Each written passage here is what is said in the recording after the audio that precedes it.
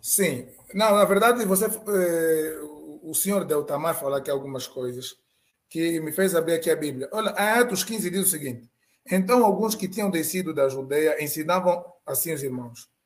Ensinavam significa que há muita gente que estava ensinando, não só uma. Se vos não circuncidardes conforme o uso de Moisés, não podereis salvar-vos.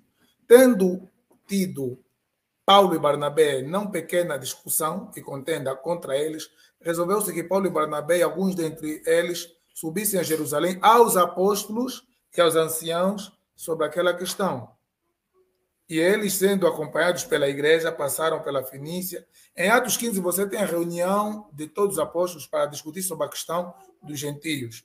E aqui você encontra que Paulo e Barnabé, no entanto, pregavam aos gentios, enquanto Pedro e outros apóstolos pregavam para os judeus, e todos eles se encontraram e não havia ninguém que era superior a ninguém aí.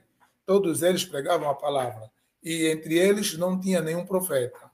E também o termo, se formos dentro do próprio contexto bíblico, tanto da Bíblia judaica, você não encontra o termo profeta maior e menor.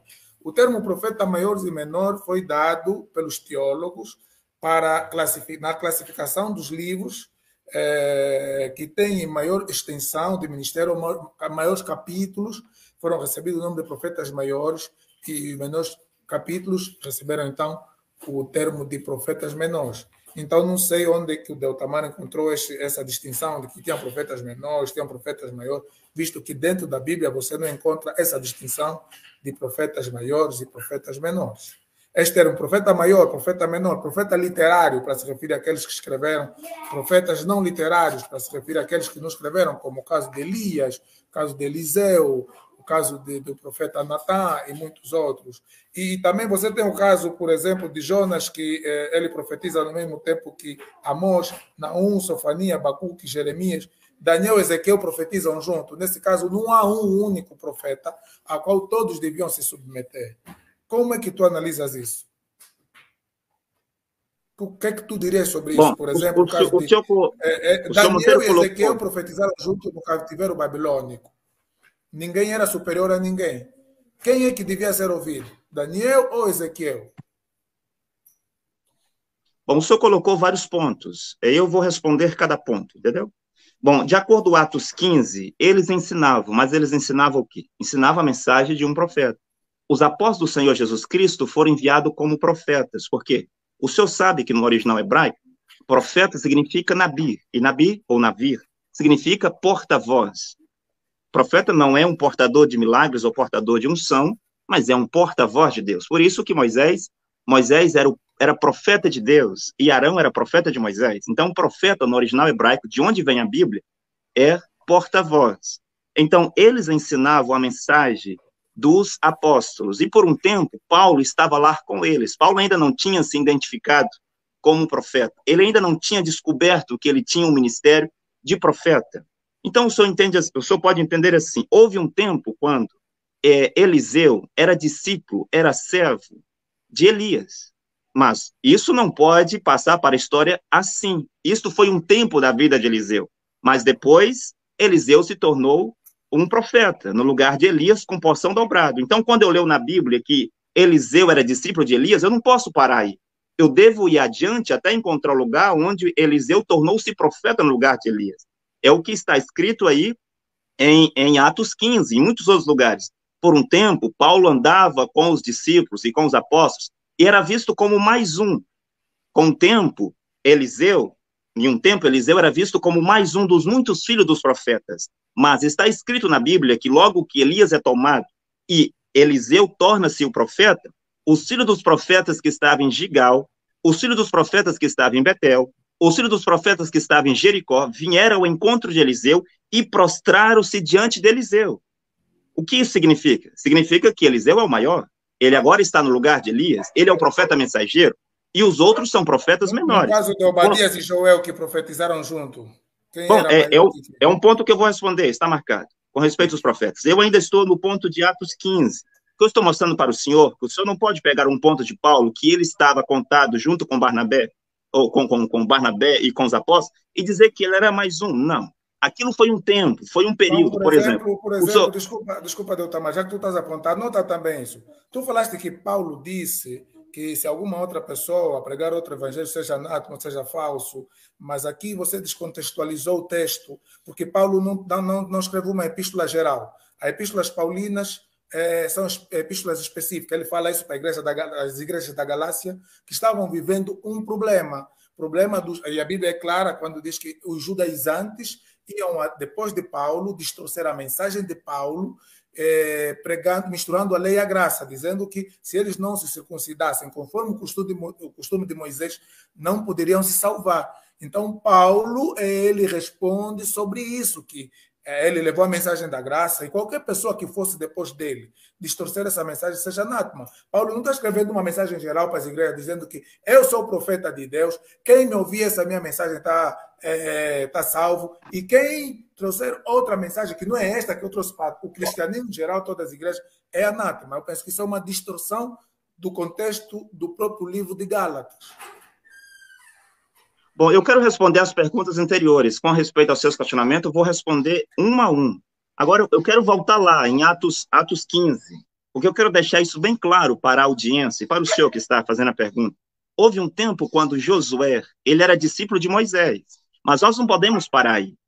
Mais na frente vai mostrar que o mesmo anjo que apareceu para Moisés apareceu para Josué. Agora Josué está em uma outra fase. Então, na vida de um homem, senhor Monteiro, há fases, entendeu? O senhor, não, por exemplo, não pode dizer que Paulo fez tendas para sempre. Não é verdade. Ninguém pode dizer que Jesus foi carpinteiro para sempre. Não é verdade. Jesus, como carpinteiro, foi uma fase. Paulo, como fazedor de tenda, foi uma fase. Pedro, como pescador, foi uma fase. Então, na vida de um profeta, de um homem, tem fases até ele chegar ali. Depois tem fases para adiante. Quero dar aqui outro exemplo. Antes de Jesus apresentar-se como o Messias, ele sempre esteve lá com o povo de Israel, e ele ia para a sinagoga, e ele cultuava com os fariseus e todos os outros, ele até conversava com eles, você vê? Então, chegou o tempo quando o Senhor Jesus Cristo se manifestou.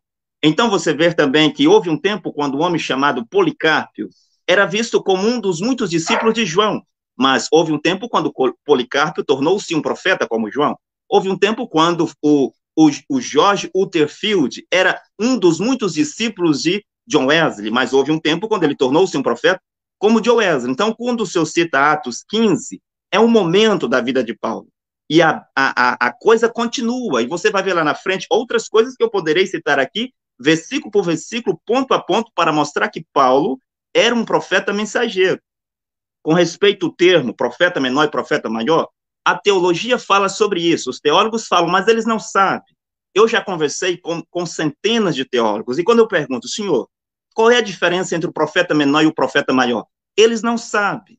A diferença é que o profeta maior é aquele que recebeu um mandato divino e uma mensagem que tem leis, preceitos, ordenanças, como Moisés. Aí está o profeta maior. E o profeta menor é aquele que é porta-voz do profeta maior, ou tem o dom de profecia, como Arão, como Miriam e os outros. Os teólogos não sabem a diferença. Eu me refiro aos teólogos que eu já conversei.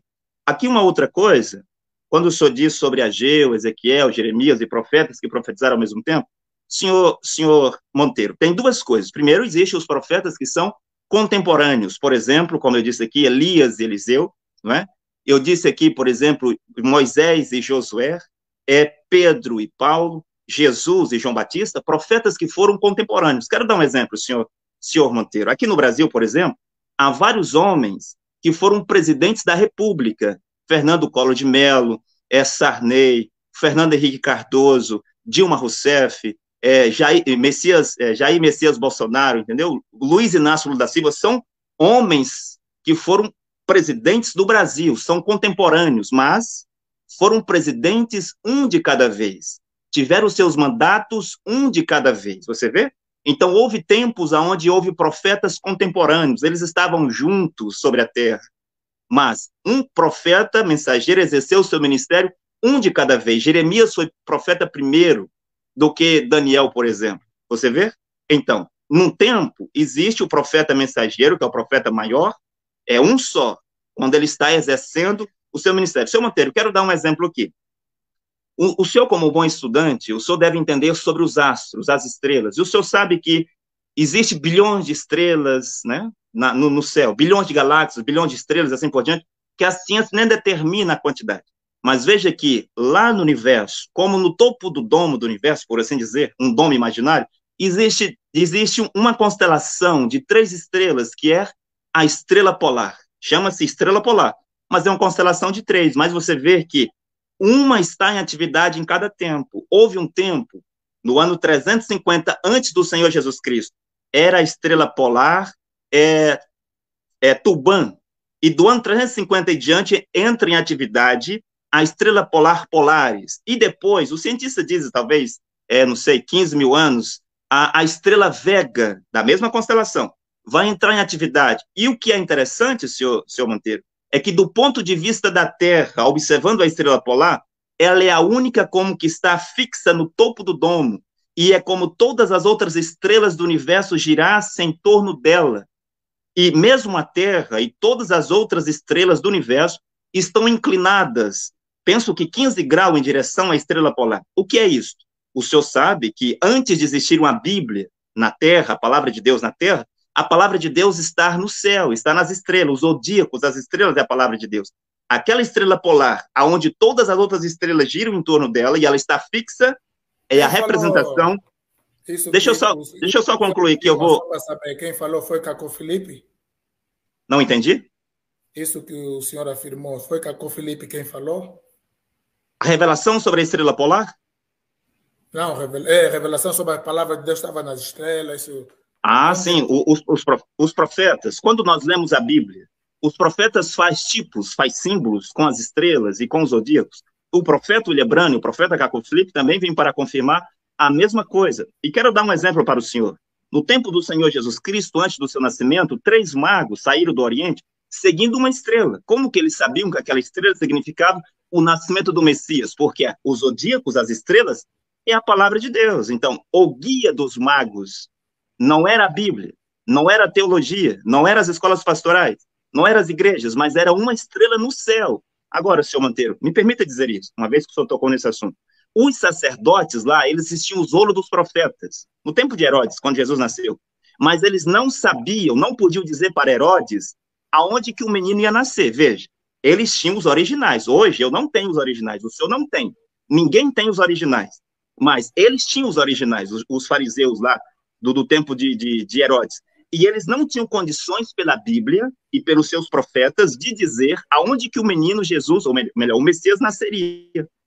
Mas os magos, por uma estrela, que era a palavra de Deus no céu, souberam. Agora, nesse caso, será que os zodíacos é mais poderoso ou mais claro do que a Bíblia? Caco Felipe, o profeta vivo. Oh, glória a Deus, nós temos reconhecido. Caco Felipe, o profeta vivo. Oh, glória a Deus, nós temos reconhecido. Não há ninguém